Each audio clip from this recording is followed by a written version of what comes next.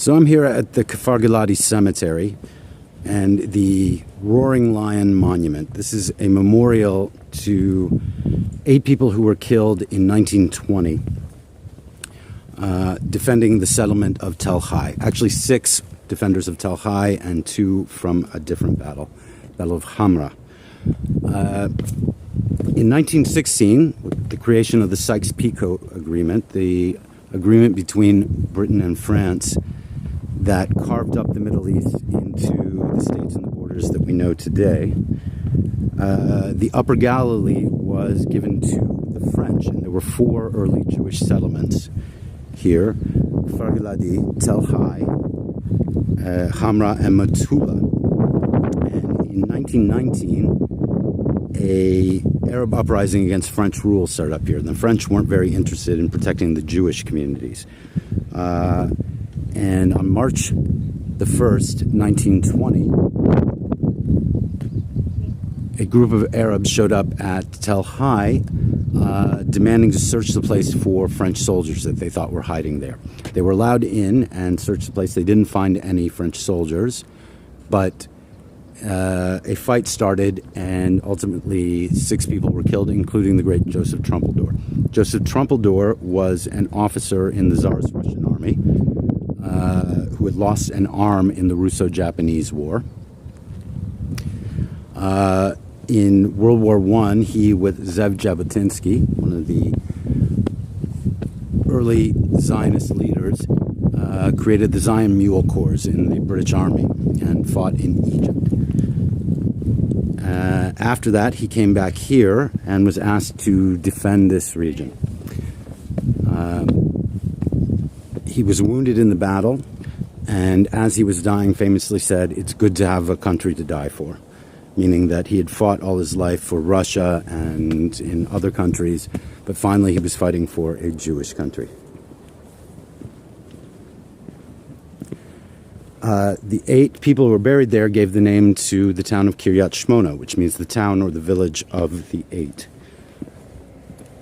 And there is a more modern memorial here from the Second Lebanon War in 2006. Very tragic. A group of reservists, of Miluimnikim, were killed up here, 12 of them. This was used as a rally point for soldiers going up to fight across the border in the Second Lebanon War.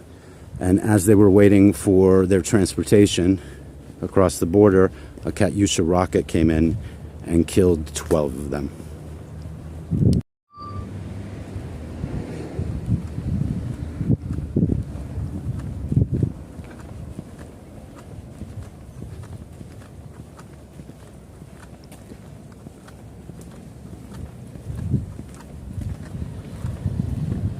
So this is the memorial to the 12 soldiers that were killed in that rocket attack in 2006. That is the actual shell that hit.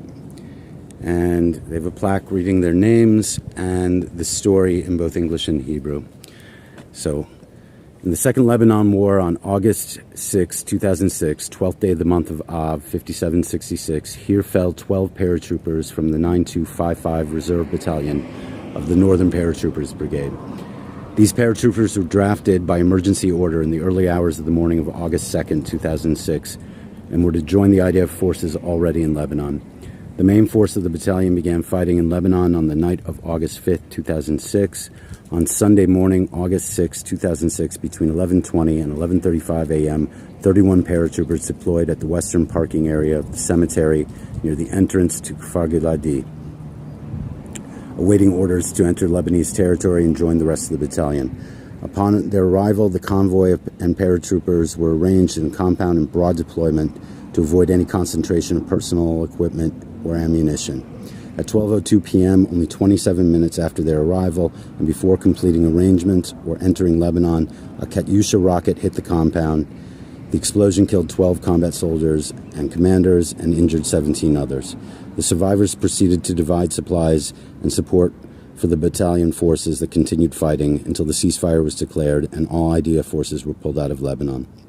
The memory of our fallen friends shall always be with us. May God bless their memory. Battalion 9255, Eagle Brigade, Kibbutz Kfar Giladi.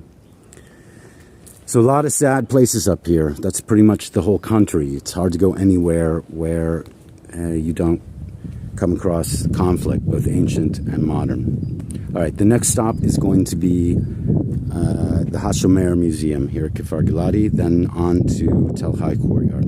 Thanks for joining me.